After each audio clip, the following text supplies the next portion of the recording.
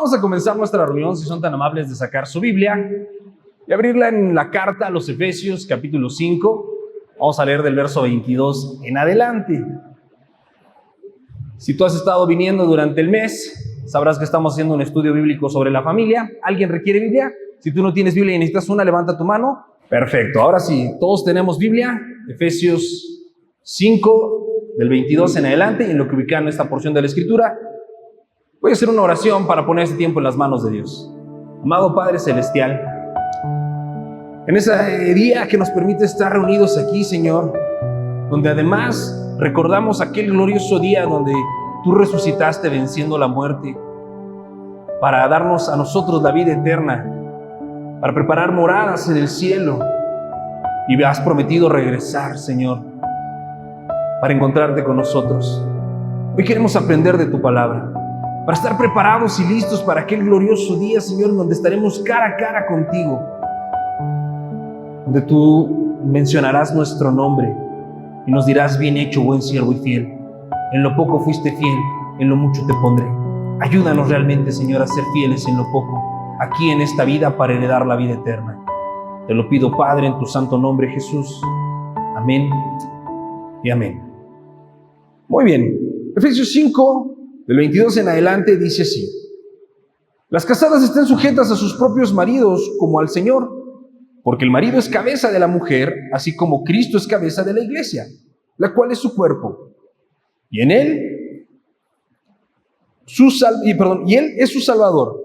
Así que como la iglesia está sujeta a Cristo, así también las casadas lo estén a sus maridos en todo. Maridos, amen a sus mujeres, así como Cristo amó a la iglesia y se entregó a sí mismo por ella, para santificarla, habiéndola purificada en el lavamiento del agua por la palabra, a fin de presentársela a sí mismo una iglesia gloriosa, que no tuviera mancha ni arruga ni cosa semejante, sino que fuera santa y sin mancha. Así también los maridos deben amar a sus mujeres como a sus mismos cuerpos. El que ama a su mujer a sí mismo se ama, porque nadie aborreció jamás su propia carne, sino que la sustenta y la cuida, como también Cristo a la iglesia. Y ahora vamos a brincar unos versículos al capítulo 6, vamos a leer del 1 al 4, y dice así: hijos, obedezcan en el Señor a sus padres, porque esto es justo. Honra a tu padre y a tu madre, que es el primer mandato, con promesa, para que te vaya bien y seas de larga vida sobre la tierra. Y ustedes, padres, no provoquen a ira a sus hijos, sino críenlos en disciplina y amonestación del Señor. Y decimos amén. Hemos estado repasando ese estudio acerca de la familia y hablábamos primero del diseño. Hablábamos que Dios diseñó la familia como la primera o la segunda institución. La primera institución es el matrimonio, la segunda es la familia, la tercera institución es la sociedad y la cuarta es la iglesia, nosotros. Y cada institución que crea Dios, la crea con un propósito. ¿Alguien recuerda cuál es ese propósito? Muy bien, recibir gloria y bendecir a quienes la integran. ¿El matrimonio fue idea de Dios, sí o no? ¿La descendencia, el núcleo familiar, fue idea de Dios, sí o no? ¿La organización de una sociedad fue idea de Dios? ¿Y la iglesia es idea de Dios? Si tú perteneces a un matrimonio, a una familia, a la sociedad, a la iglesia, tú estás viviendo en una institución creada por Dios para bendecirte, para protegerte. Si estas instituciones cumplen su diseño, terminarán proporcionándote bendición, protección y cuidado. Pero si el diseño divino se altera, también el propósito se altera. Si tienen como propósito revelar la gloria de Dios y bendecir a los demás, cuando este diseño divino es cambiado, el propósito también pierde su eficacia. Si yo no cuido mi hogar, si yo no cuido mi familia, si yo no soy un buen esposo, si yo no soy una buena esposa, si yo no soy un buen hijo, si yo no soy un buen padre, ¿podré bendecir a alguien? ¿Qué estaré causando sobre la gente que me rodea? Maldición. ¿Hay buenos padres que tienen malos hijos? ¿Ustedes qué piensan? Sí, en ocasiones hay buenos padres que tienen hijos necios. ¿Y habrá buenos hijos con malos padres? También hay buenos hijos que tienen padres necios. En el Antiguo Testamento el Señor le dice al pueblo de Israel que el hijo no morirá por el pecado del padre y el padre no será culpable del pecado ¿de quién? Del hijo, sino que el alma que pecare, esa se va a morir. Entonces, aunque Dios nos creó en una serie de instituciones que le dan gloria a Él y nos protegen, yo no tengo la salvedad de decir, como tuve malos padres, soy un mal hijo. Ni puedo decir, como tengo malos hijos, no tengo la responsabilidad de ser un buen padre.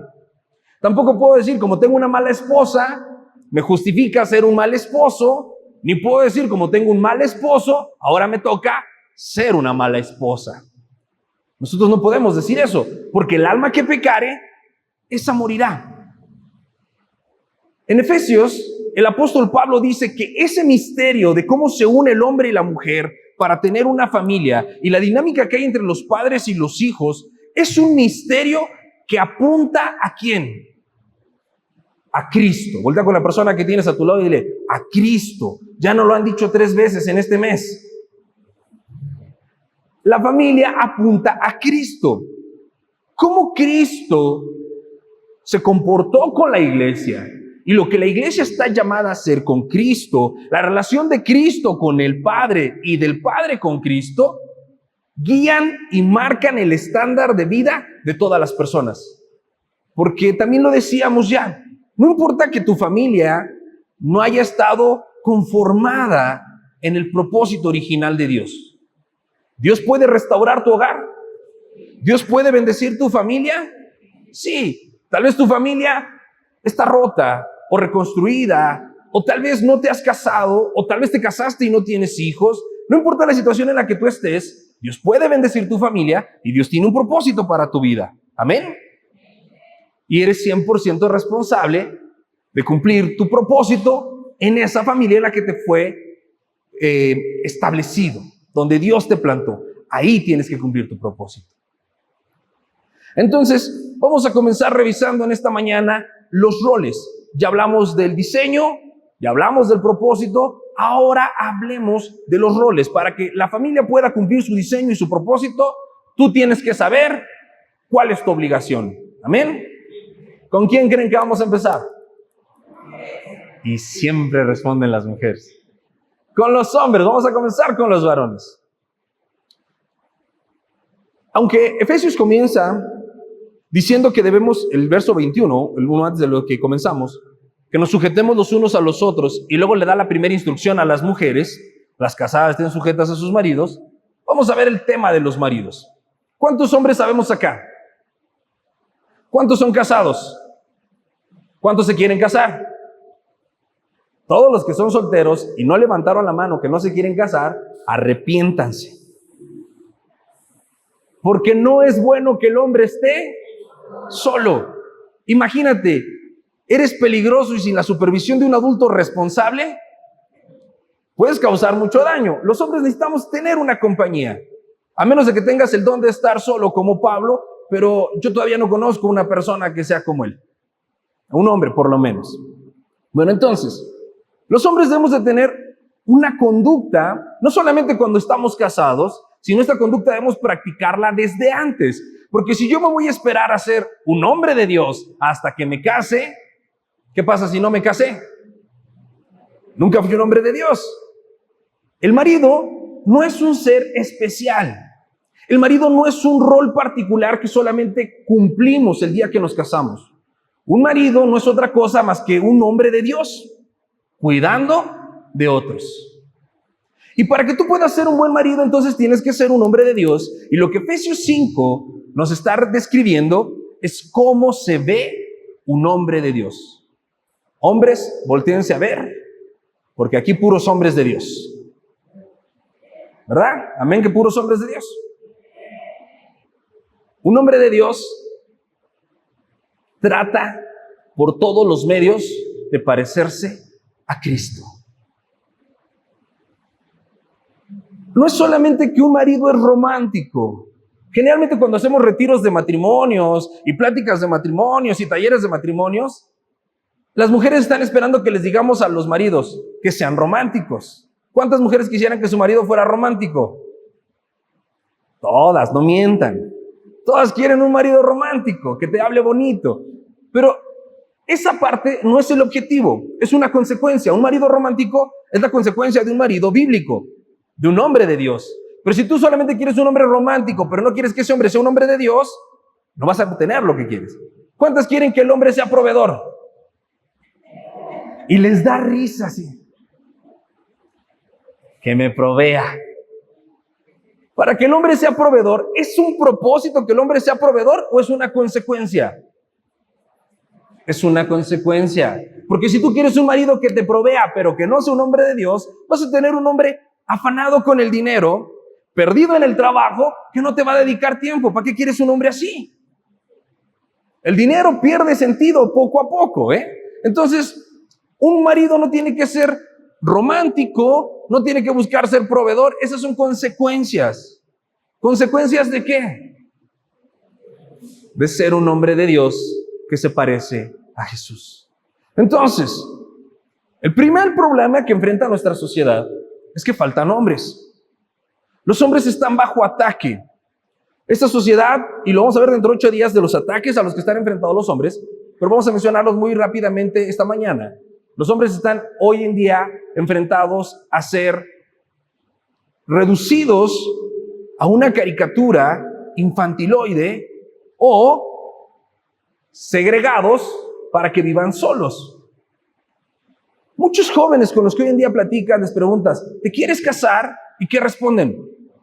No, yo quiero vivir con 5 pelados como yo en la colonia Roma, pagando entre todos una renta para vivir cerca del trabajo. No queremos tener carro y nos movemos en Uber. ¡Wow! ¡Qué propósito de vida! Eso es una caricaturización de un hombre. Es reducirlo.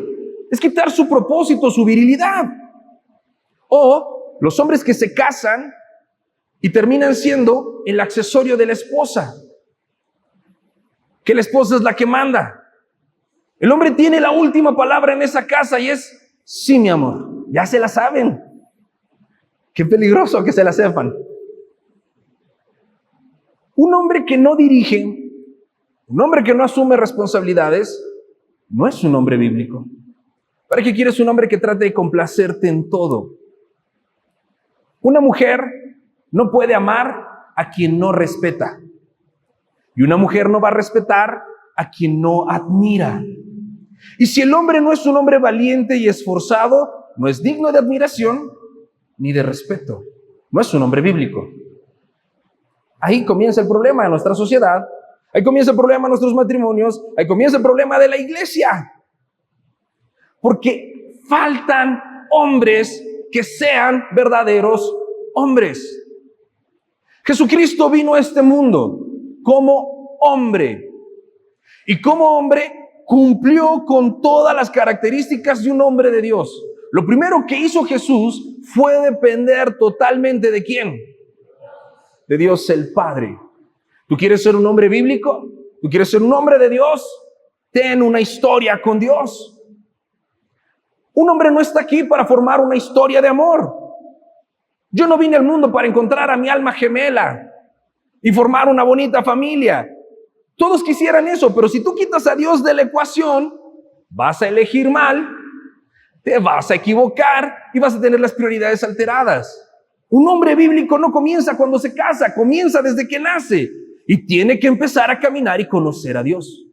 Por eso aquí en la iglesia les pedimos que a los que tienen 12 años ya no los suban a niños, los dejen aquí abajo, porque llevamos prisa para hacer a esos jovencitos hombres y a esas jovencitas mujeres. No en el sentido de sexualizarlos y adelantarlos en su crecimiento, solamente en el sentido de hacerlos dependientes de Dios, que tengan una relación propia y tomen decisiones de acuerdo a esto. Mujer, si en tu casa tú tienes un hombre que es proveedor, que es romántico, pero que no ora, tú no estás casada con un verdadero hombre. Si en tu casa tienes un hombre que es muy caballeroso y que le sabe a todo y arregla todo lo que falta en su casa, pero no estudia la palabra de Dios, no estás casada con un verdadero hombre.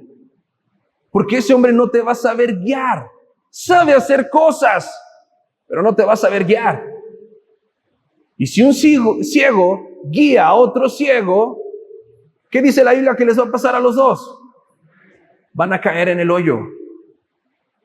Y el hoyo, mis amados, es vivir apartados de Dios. El hoyo no es tener aflicciones. El hoyo no es tener problemas económicos. ¿Conocen un matrimonio que no tenga problemas y que no tenga broncas económicas? Ni los ricos. Hasta los ricos pelean por dinero. Hasta los ricos tienen conflictos. ¿Ves cómo no se trata entonces de solamente proveer y ser romántico? No se trata solamente de hacer cosas. Se trata de ser un hombre de Dios que entienda qué quiere hacer Dios con su vida para que te pueda guiar a ti y a toda tu familia en lo que Dios quiere hacer. Pero el problema aquí está en que los hombres no quieren ser los que guíen. El hombre quiere ser guiado. ¿Por qué? Porque es fácil. Porque es mejor renunciar a mis responsabilidades y así yo no soy culpable de nada. Y dejo que mi esposa, que mi mamá o que alguien más enfrente los problemas por mí. Yo como hombre tengo que ser primeramente un hombre de Dios y tener una historia con Dios. Si yo tengo una historia con Dios, si yo tengo una relación con Él, si yo le conozco y estoy haciendo lo que Él me pide que haga, entonces yo soy una persona digna de ser admirada, una persona digna de ser reconocida. Hombres, ¿a dónde te está guiando el Señor? No puedes decir a ningún lado. Y no estoy hablando con los casados, estoy hablando con todos los hombres. ¿Qué quiere hacer Dios con tu vida? ¿Para qué te puso en esta tierra? ¿Qué quiere hacer Dios contigo en la iglesia? Hombres, ¿cuántos de ustedes ya saben cuál es su papel en esta iglesia? Hay 3 manos temerosas, así como que... Y los demás hombres hasta las metieron más a las bolsas, no sé. ¿Te das cuenta de nuestro problema? Si quienes guían no guían, ¿qué nos pasa a los demás? Nos estamos extraviando. Y los matrimonios se extravían. Y las familias se extravían. Y la sociedad se extravía. Y la iglesia se extravía cuando los hombres no asumen su rol de ser hombres. Hombres, ama a tu iglesia, ama a tu esposa como Cristo amó a la iglesia. Cristo, para poder salvar a la iglesia, tuvo que vivir una vida de total obediencia. ¿Cuántos años? 33 años que vivió Jesús, muchas gracias, fue obediente al Padre. Y 30 años fue obediente no solamente al Padre, sino ¿a quién? A sus papás. ¿Jesús fue obediente a sus papás? Sí. ¿Y Jesús tenía hermanos? ¿Y era un buen hermano? ¿Y tenía vecinos? Y Jesús, hasta los 30 años, comienza su ministerio. Pero no a los 30 años empezó a obedecer al Padre. Ahora, hombre, tú dime, ¿cuántos años tienes caminando haciendo la voluntad de Dios? Tal vez la voluntad de Dios para ti sea que seas pastor, pero esa voluntad no va a empezar el día que tengas un micrófono en la mano. Esa voluntad va a empezar el día que tú empieces a buscar de rodillas en lo secreto a Dios. A veces nos preguntamos, ¿con quién tenemos que casarnos? Es una gran pregunta. Y cuando te la hagas, piénsalo lo suficiente y óralo lo necesario. Porque si tomas esa decisión sin consultar realmente a Dios, lo vas a lamentar toda tu vida. Pero tenemos que ser verdaderos hombres de Dios, que asumamos responsabilidades, que tomemos la batuta de ser los que guían. Para amar a otros, primero tengo que estar en obediencia al Padre. Porque Cristo fue a la cruz. ¿Dónde manifestó Jesús su amor por el mundo? De tal manera amó Dios al mundo que dio a su Hijo unigénito para que todo aquel que en Él cree no se pierda, mas tenga vida eterna. Jesús no manifestó su amor cuando multiplicó los panes. Jesús no manifestó su amor cuando sanó a los ciegos, cuando limpió a los leprosos. Jesús manifestó su amor cuando murió en la cruz. Porque si tú comparas la cruz con sanar a un leproso era fácil. Lo importante estaba en lo que estaba dispuesto a dar ese hombre. Hombres, ¿cuántos de ustedes están teniendo este estándar de vida? ¿Cuántos de ustedes están dispuestos a amar de tal manera que tengas que entregar tu vida por otros? Y repito, ni siquiera te tienes que esperar hasta estar casado. Si vives en una familia, ¿por quién tendrías que estar entregando tu vida? Por tu familia. Antes nos enseñaban, mijo, cuando yo no esté, usted es el hombre de la casa. Y podías tener 8 años y tener los mocos secos, pero eras el hombre de la casa mientras no estaba papá. Hoy en día, ¿dónde están los hombres de la casa? No hay. Por eso buscamos a mamá que me resuelva. Porque yo no sé ser hombre. Cristo amó de tal manera que estando en la cruz, sufriendo el quebranto, dijo, Padre, perdónalos, no saben lo que hacen. Cristo lo entregó todo por amor. Los ladrones le decían, lo hablábamos el miércoles, uno de los ladrones le decía, sálvate a ti y sálvanos a nosotros. ¿Tú crees que Jesús no tenía el poder de bajarse de esa cruz? Se lo dijo a Pedro, Pedro, si yo quisiera que alguien me defendiera, no te pedía ayuda a ti, le pido a mi Padre y 12 legiones de ángeles bajan y me defienden. ¿Por qué no lo hizo? Por amor. Porque eso hace un hombre. Un hombre es valiente y esforzado y se esfuerza y no renuncia y no deja las cosas a medias. Lucha y se esfuerza por hacer la voluntad de Dios. Y hace todo lo que tiene que hacer para darle gloria a Dios. Termine como termine eso, un hombre de Dios hace todo lo que tiene que hacer para darle gloria a Dios. Ahora sí, mujeres, ¿te imaginas un hombre así? Que ora a diario, que estudia la palabra de Dios, que ayuna, que viene y que sirve, que es valiente, que es esforzado. ¿Cuántas quieren un marido así? Pues ora para que Dios levante a los hombres de esta iglesia. Y si ya te casaste, ora para que Dios levante al que ya te dio. Ese es el rol del hombre, entregarse por amor. ¿Cuánto? Todo. El hombre tendría que ser el primero que se levanta y el último que se acuesta. Y me han platicado que el hombre es el último que se levanta y el primero que se acuesta. ¿Por qué? Porque está cansado.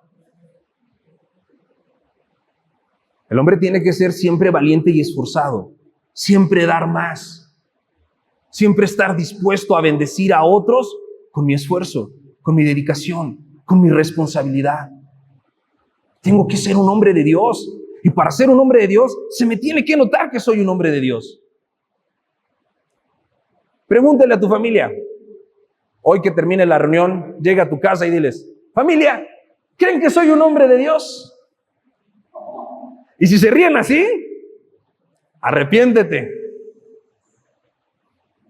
Tu familia tendría que decir, sí, este cuate es un hombre de Dios. Está loco. No sabemos por qué ora tanto, no sabemos por qué busca tanto a Dios, no sabemos por qué tiene dominio propio y se calla cuando le gritan y aguanta. Y no sabemos por qué lucha tanto, porque es un hombre de Dios. Pero si en tu casa nadie puede reconocer que eres un hombre de Dios, ¿tú estás siendo de bendición para alguien? No. El que no es de bendición es piedra de tropiezo. Y Jesús dijo, es necesario que vengan los tropiezos, pero ¿qué? Hay de aquel que causa el tropiezo. Mejor le sería amarrarse una piedra de molino y echarse al río. A la salida tenemos piedras por si alguien quiere. Porque es mejor dejar de estorbar, ser verdaderos hombres y comportarnos como hombres, casados o no casados. Formas parte de un matrimonio, de una familia, de la sociedad o de la iglesia, te toca. ¿Amén? Vamos a dejar descansar a los hombres para que mediten lo que Dios les habló. Y ahora vamos con las mujeres. No sé por qué me gusta siempre más esta parte.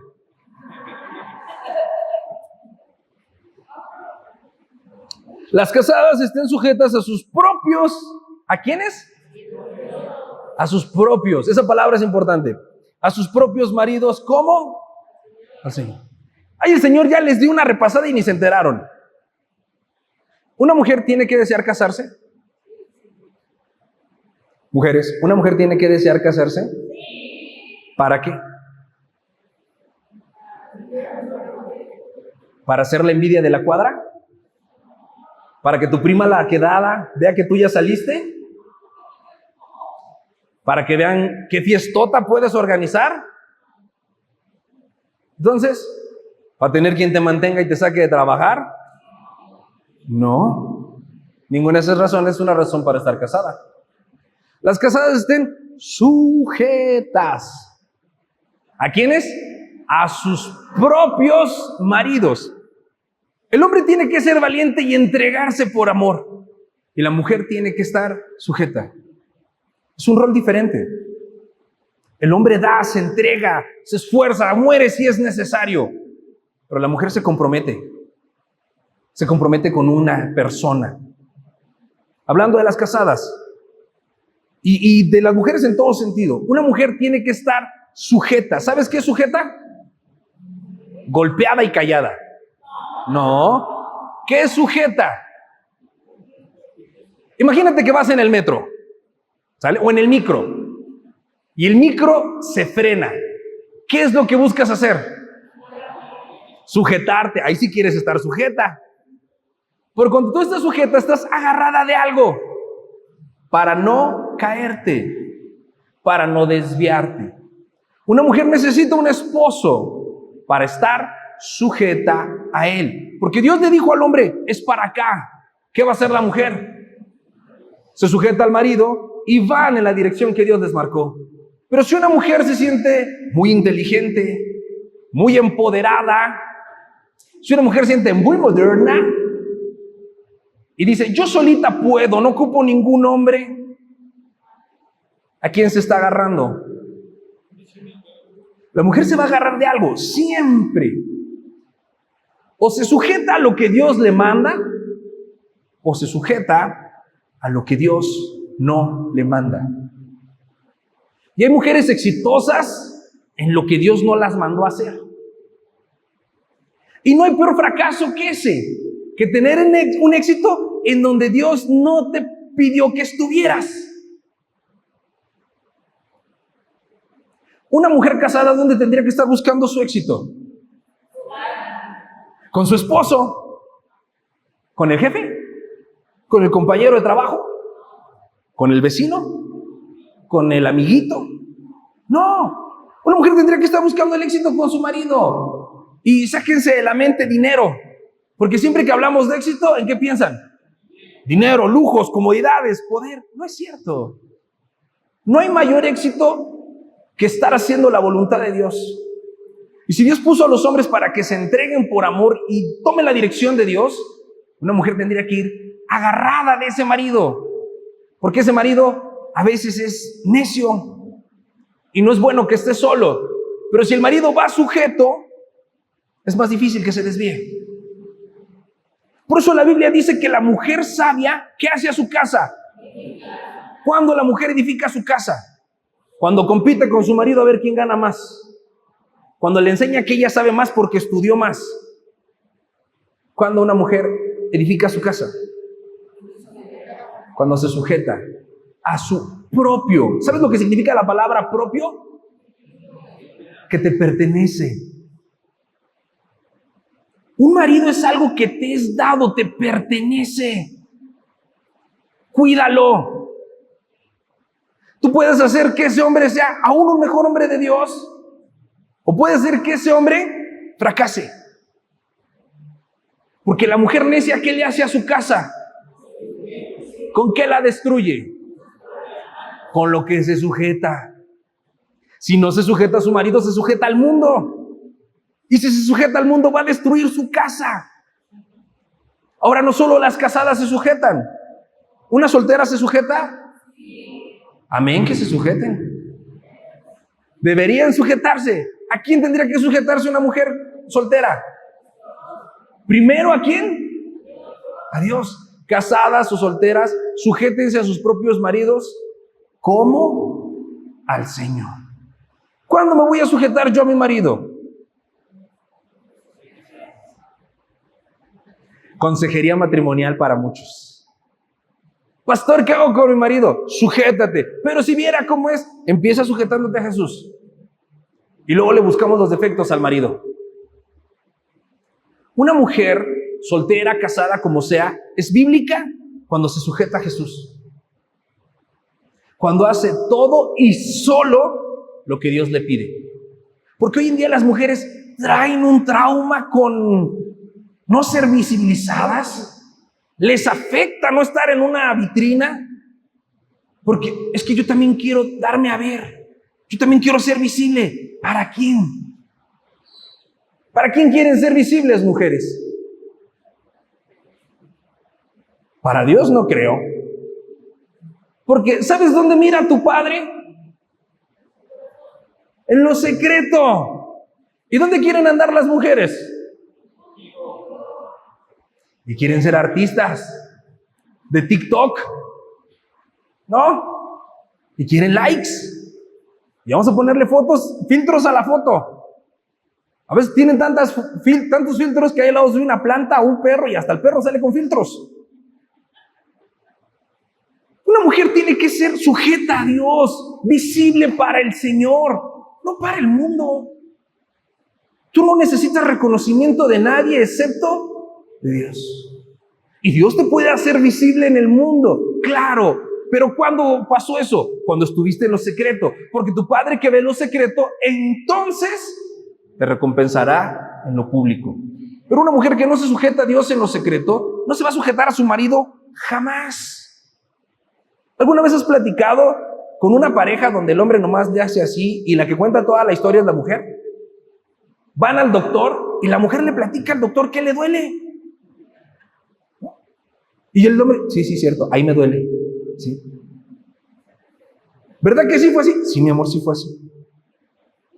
¿Dónde está ese hombre? ¿Es un hombre de Dios? ¿Y esa mujer es una mujer de Dios? ¿Están bendiciendo a alguien? Ahora imagínate estos dos si tienen hijos. ¿Qué ejemplo le van a dar a los hijos? Si la mujer se sujeta a su marido, hay una dirección clara en el hogar. Y si hay una dirección clara en el hogar, hay un esquema de valores. ¿Cuántos de ustedes tienen un esquema de valores? Chuecos, torcidos, chiquitos, como sean, ¿cuántos tienen un esquema de valores? ¿Quién te dio ese esquema de valores? Principalmente tus papás. ¿Quién te enseñó que Dios existía? Pero si tienes un papá que te dice que ames a Dios y una mamá que te dice que es atea, ¿cuál es tu esquema de valores? ¿A quién le crees? Si tienes una mamá que te dice que tienes que ir a la iglesia y tienes un papá que te dice que no seas fanático, si tienes un papá que te regaña cuando te portas mal y la mamá entra y te dice, no le hagas caso, está loco, ahorita hablo con él, y entra la mamá y regaña al papá y te quitan el castigo, ¿te das cuenta cómo si no hay hombres y mujeres de Dios, la siguiente generación está perdida? Y para ser hombres y mujeres de Dios tenemos que comenzar en lo secreto. No tienes que tener 40 años, que es muy joven, pero no tienes que tener 40 años para empezar a ser un hombre de Dios, o estar casado para empezar, o tener hijos. Si tú te esperas a que todo eso pase, ya vas tarde. Hoy tienes que empezar a ser un hombre y una mujer de Dios. Una mujer sujeta a lo que Dios le dice, un hombre obediente a lo que Dios le dice. Imagínate que juntas a un hombre que está siendo un hombre de Dios y una mujer que está siendo una mujer de Dios. Cuando los juntas, ¿qué formas? Un hogar que le da la gloria a Dios, donde la palabra de Dios es el centro y la base de todo, no la superstición. Vas a enfrentar los problemas con la palabra de Dios y vas a recibir las bendiciones con la palabra de Dios. Pero si no hay un hombre sujeto, un hombre líder y una mujer sujeta. Pero no nos quedamos en el matrimonio. Están los hijos. ¿Cuántos somos hijos acá? Ay, nadie. ¿Nacieron de un huevo o qué? ¿Cuántos somos hijos? Todos somos hijos. Y tenemos una responsabilidad en la familia. Ser hijos bíblicos. ¿Es fácil ser un hijo bíblico? No. Como tampoco es ser fácil un padre bíblico. Pero vamos a empezar con los hijos. Dice, Hijos, ¿qué dice?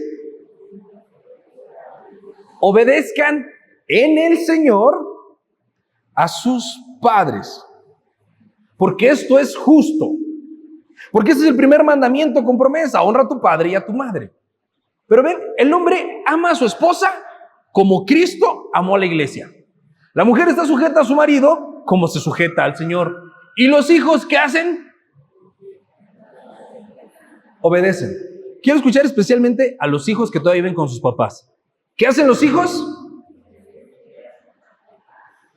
Yo sé que más personas viven todavía con sus papás, que por favor respondan fuerte. ¿Qué hacen los hijos? Obedecen. ¿Cómo obedecen? De malas. Siempre yo tiro la basura. Ahí está mi hermana, no está haciendo nada. ¿Eso es obedecer? Pero hice lo que me pediste. No me obedeciste. Hiciste algo, pero eso no es obediencia. ¿Cómo tienen que obedecer los hijos según la Biblia? Obedezcan en todo a sus padres. Obedezcan a sus padres. Voy a leerlo para no estar inventando. Hijos, obedezcan en el Señor a sus padres. ¿Cómo obedecen los hijos? En el Señor. ¿Qué significa eso? Que yo como hijo, cuando me habla mi papá, no voy a ver que es mi papá el molestón que me está diciendo que haga algo. ¿Qué tengo que ver en las palabras de mi papá? Las palabras del Señor dándome dirección. Y si mi papá me dice, hijo, eso está mal, ¿qué le voy a decir? Tú no entiendes la vida porque ya estás viejo. ¿Sí? Tengo que escuchar las palabras de mi papá y de mi mamá en el Señor. Porque también los papás no siempre dan buenos consejos. ¿Los papás se pueden equivocar al aconsejarte?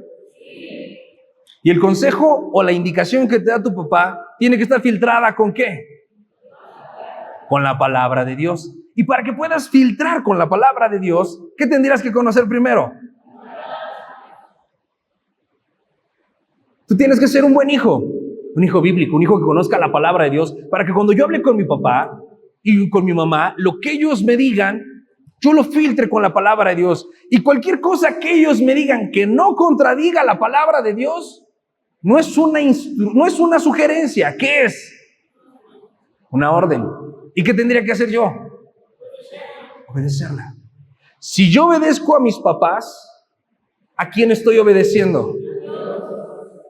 Y si me rebelo o desobedezco a mis papás en lo que ellos me hablan de acuerdo a la palabra de Dios, ¿a quién estoy desobedeciendo?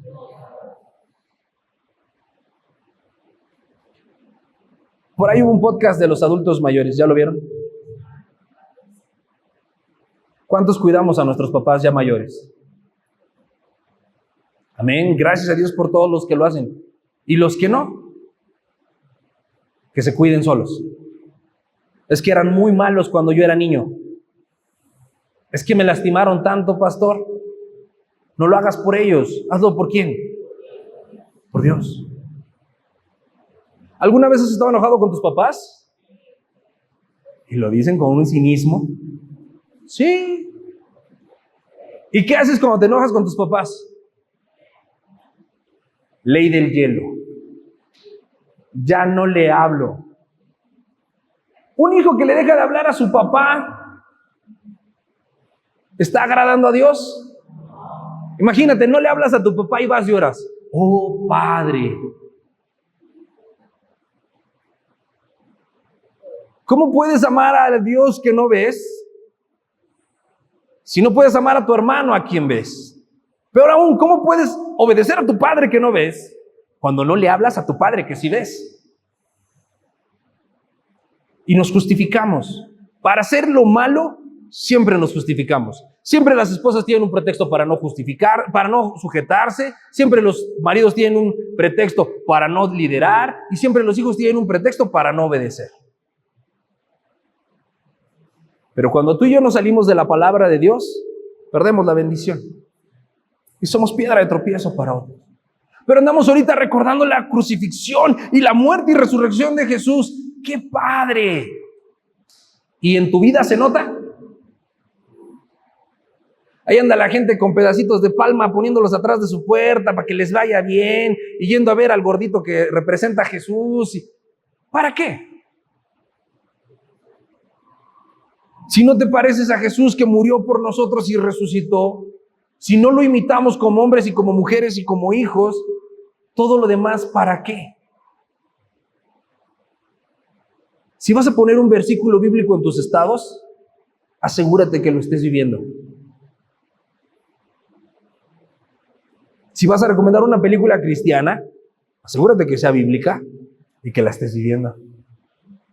Pero no nos quedamos ahí con los hijos, va la venganza de los hijos. Los padres. Verso 4. Y ustedes, padres, no provoquen a ira a sus hijos, sino críenlos en disciplina y amonestación del Señor. No provoques a ira a tus hijos. Entonces ya no los vamos a regañar porque se enojan. Porque muchos interpretan eso. Ahí dice, papá, que no me hagas enojar. No me provoques a ira, papá, porque estás faltándole a Dios. No. ¿Qué es provocar a ira a tus hijos? Te voy a decir qué es provocar a ira a tus hijos. Decirles, no mientan, y tú estás mintiendo. ¿Qué sientes cuando te piden que hagas algo que ellos no hacen? ¿Te provoca ira, sí o no? Padres, no podemos provocar a ira a nuestros hijos. Ahora eso no significa ya no les digas nada porque tú no lo haces. Tú tienes que estar siendo un hombre y una mujer de Dios para enseñar a tus hijos a ser hijos en el Señor. Yo provoco a ira a mis hijos cuando doy un doble mensaje. Cuando vengo a la iglesia y pongo cara de bueno y saludo a todos, pero en el carro de camino a la casa o en el metro o en el micro, voy todo jetón, enojado. Cuando para ayudar aquí se me caen las manos, yo pongo las sillas. Y en la casa solo doy órdenes. Limpia el baño, tú arregla allá, tú arregla acá. Yo estoy muy cansado. Eso es provocar a ira a nuestros hijos. Jesús habló de los fariseos y dijo, hagan como ellos dicen, pero no como ellos hacen. Y Jesús les llamó hipócritas, sepulcros blanqueados.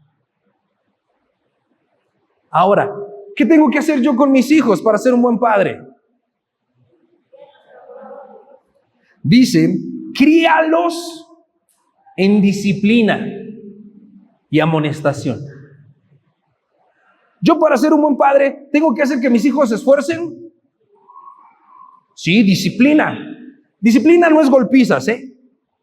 Ahí dice disciplina, ven hijo que te voy a dar unos cinturonazos para que seas una mejor persona. La disciplina es la constancia en hacer lo correcto. Un padre tiene que educar a sus hijos para que hagan lo correcto. ¿Cuándo? Siempre. ¿Siempre es fácil guiar a tus hijos? No, a veces te dan ganas de mandárselos al Señor. Pero tienes que disciplinarlos y enseñarlos a ser valientes y esforzados. Un padre que le resuelve la vida a sus hijos está siendo un padre bíblico. Pero tengo que entregarme por amor a ellos. No, no confundas. Entregarte en el sentido de morir para hacer lo que Dios te pide, que entregarte siendo el esclavo de tus hijos o el esclavo de tus nietos. Porque hay papás que le resuelven la vida a los hijos y a los nietos. Y para que mi hijo no se enoje, ahí le va dinero. Ya está todo viejo, ahí le sigo dando dinero. Un papá tendría que darle dinero a un hijo casado. Yo sé que les va a doler a muchos, pero un hijo no tendría que ir a casa de su papá y decir, oye papá, ¿no te sobran 100 pesos? Es que no tengo para el huevo. Porque cuando tú haces eso, no estás siendo un hijo bíblico, y cuando el papá te los da, no estás siendo un papá bíblico. Si no dejas que tus hijos sufran, si no dejas que tus hijos tengan el trato de Dios en sus vidas, ¿los estás enseñando a depender de Dios o a depender de ti? Y dice la Biblia, maldito el hombre que confía en el hombre. Yo puedo ayudarles, pero no resolverles todo. Porque si mis hijos no son criados en disciplina, que significa, es el presente continuo, es algo que tiene que estar sucediendo todo el tiempo. Yo tengo que hacer que mis hijos sean disciplinados siempre. Ya salieron de mi casa, tienen que seguir siendo disciplinados. ¿Cómo voy a dejar que venga mi hijo con su esposa y sus hijos y vienen así recién despertados y con la lagaña y que no se han bañado en 2, 3 días? Yo tendría que decir, ay, mi hijo es bien buena onda. O tendría que estar alarmado por el desorden que vive en su casa. Disciplina y amonestación. ¿Qué es la amonestación? Todos pensando en fútbol en la tarjeta amarilla. No. ¿Qué es la amonestación? Una advertencia. Esto está mal. No lo sigas haciendo. ¿Sabes quién tendría que ser la voz de la conciencia de nuestros hijos? Nosotros. Porque si no los aconsejas tú, ¿sabes quién nos va a aconsejar? El mundo. Un pastor decía, el diablo, el mundo, solo pueden tocar a tus hijos donde no estás tú. Lo que no les enseñes tú, lo que no les hables tú y lo que no les corrijas tú, es justamente el lugar donde le estás diciendo al diablo y al mundo, vengan y hagan mi trabajo. Repito, hay buenos padres con malos hijos y buenos hijos con malos padres. Pero eso no nos exime de nuestra responsabilidad. Yo tengo que disciplina y amonestación. Como hijo, obediencia a mis padres en el Señor. Como esposa, como mujer, sujeta. Como varón, entregado. ¿Alguna duda? Es bien fácil. ¿Sabes dónde está el reto? En cruzar esa puerta y que lo que escuchaste esta mañana se vuelva realidad. Porque, mis amados, predicamos el evangelio a las personas para que vengan al conocimiento del Señor. Pero, ¿a qué evangelio los estamos trayendo si nosotros mismos no queremos ser hombres y mujeres de Dios? ¿De qué Dios hablamos si no lo obedecemos? Si no lo conocemos. Y el conocimiento y la obediencia que nosotros tenemos de Dios se nota en cómo tratamos a los que nos rodean. Si eres una mujer necia, se te nota. Si eres un hombre infantil, se te nota. Si eres un hijo desobediente, se te nota. Si eres un padre omiso, se te nota. Tal vez pienses que no nos hemos dado cuenta, pero lo vemos. ¿Y sabes qué es lo peor? Dios lo sabe. Queremos hablarle al mundo de la muerte y resurrección de Cristo. Hechos, no palabras. Yo puedo saber todas las doctrinas, pero si no está acompañada mi doctrina de un testimonio, es letra muerta. Dios creó la familia para reflejar su gloria. Seamos familias que reflejan la gloria del Señor. Hijos, padres, hermanos, esposos, el rol que te toca, con valor.